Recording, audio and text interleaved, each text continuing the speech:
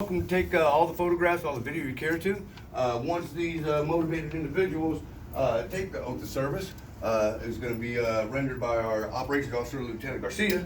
They're going to fall behind that glass wall and sign the contracts. Y'all more than welcome to stay in here. You don't have to. You can stay in here. Y'all more than welcome to stay in here and wait for them. Once they sign the contract, they can come back in here and y'all can have the room, put them in front of the service seals, service flags, take some pictures. I do have to say this, unfortunately, though, we like our service seals to remain on the walls. They're kind of hard to replace. Now, at 11:30, shippers, we paid back the processor. Ideally, at about 11:20, we make an announcement for the shippers with family members to escort their family members toward the elevator and say those goodbyes. Because once they sign these contracts, they will be active duty retroactively as 0600 this morning with full pay and benefits. So, once they go back to their travel brief, we do ask the family members to leave the fourth floor mess. You can watch them get on the bus out front. If they're doing construction out front of our building, the buses will park on this side where the brick driveway is.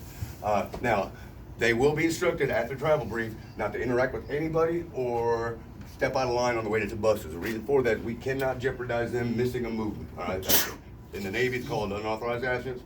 And if it's a family member or even MEP staff that causes that problem, the Navy's not going to care. They're going to hold them accountable. All right, they're the active duty service member now. So welcome aboard, hoorah. Now, some people ask about, and the reason we asked the family members to leave the Mets at that time, one, they're going to be tied up until they get on the buses with their travel briefing, and we also have about 80 more applicants in our medical department doing the full physicals right now, and those family members are going to start arriving to watch their loved ones swear in for the first time. It gets really crowded up here, and if we reach our maximum capacity, the guards downstairs won't let family members in the building anymore, okay, until the numbers go down. So, unfortunately, 11:30, the worst part of my job is they make me go around and kick out all the crying moms. So, I apologize in advance, but I'm going to follow that order. But other than that, this is our last ceremony for the morning, so y'all can have the room, take all the pictures you want. Now, I do have to caution you, once they go behind that glass wall, please don't take any. If there's still one applicant behind there, do not take any photographs of the glass wall. These three walls are fine. They're going to have the personal information on the contract. Have to verify it. Our lieutenant has to sign it, and potentially we can put some of that information in somebody's photograph. We need to protect their privacy. Other than that, make yourselves at home. Me too.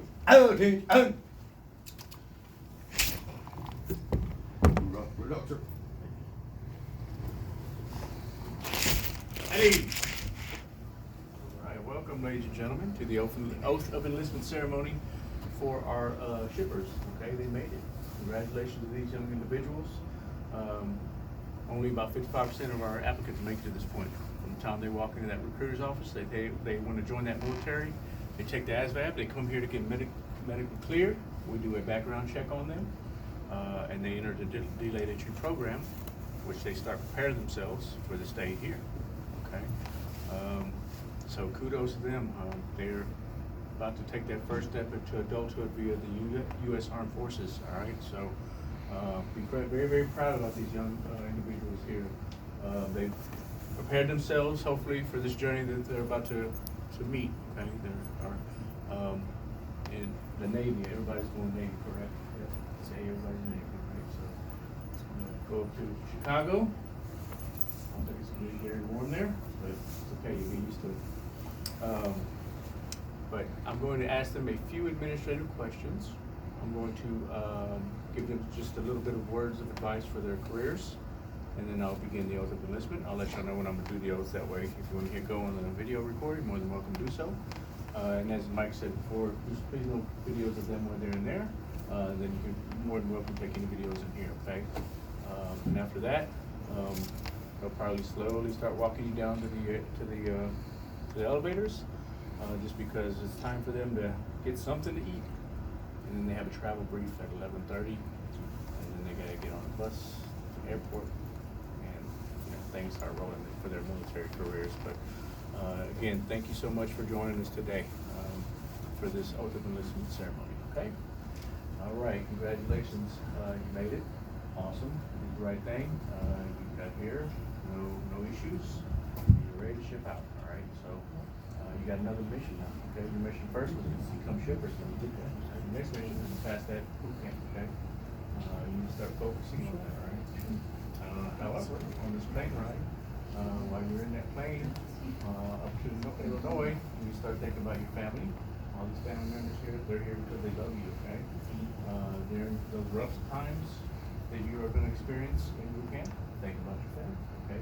It'll push you through those tough times, okay? You'll have maybe a couple of them, and that's okay. Boot camp is not made to be easy, okay? So think about your family, do them proud, right? You know, you go in the military for yourself, and that's good.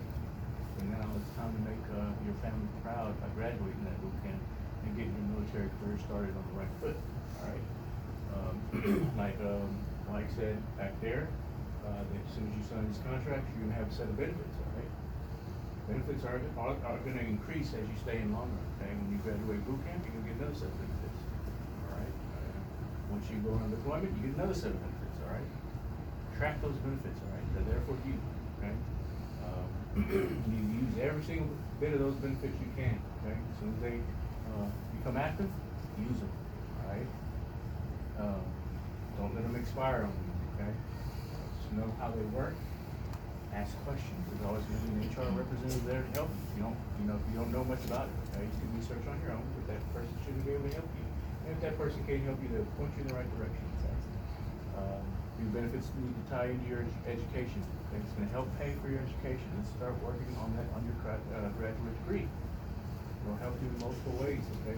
Doesn't matter if you're going to stay in the military for a long period of time. If you want to, that's great. If you want to reach those higher enlisted ranks, they're going to want that degree. If you want to transition over to a warrant officer or an officer, it's going to be a prerequisite. You're going to have that degree already, okay? Even if you just want to transition to the civilian world after the life of your first contract, that's fine as well. Have that degree ready, okay? That way you have your great military service with you, you have your undergraduate degree ready to go, and whatever education you obtain while you're in the Navy, okay, which you'll get, okay? I'll send you to a school and you'll get some education there as well, all right? So take advantage of it while you're in the active duty status, all right? And let them pay for all of it, okay? So you come out and with zero debt, okay? So, again, congratulations. I do have to ask you a few administrative questions before we begin this over, all right? First question, are you joining the military of your own free will? Yes, sir. Back there, were you briefed on Articles 83, 85, and 86? Yes, sir. Were you also briefed on the separation of personal conduct policies in the armed forces? Yes, sir. Do any of you have any questions, concerns, or reservations about joining the military today? No, sir. I will begin the oath of enlistment at this point in time. Attention! Raise your right hand. Repeat after me.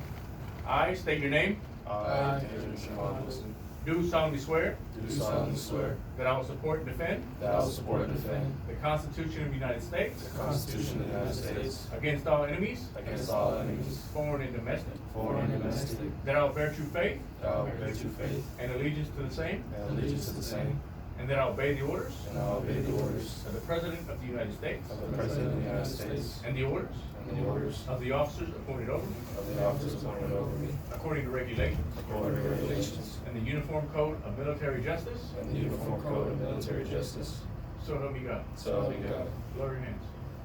The man fall out. We'll take one step backwards and in the brief room to sign our contracts. Fall out. All right, let's give him a round of applause.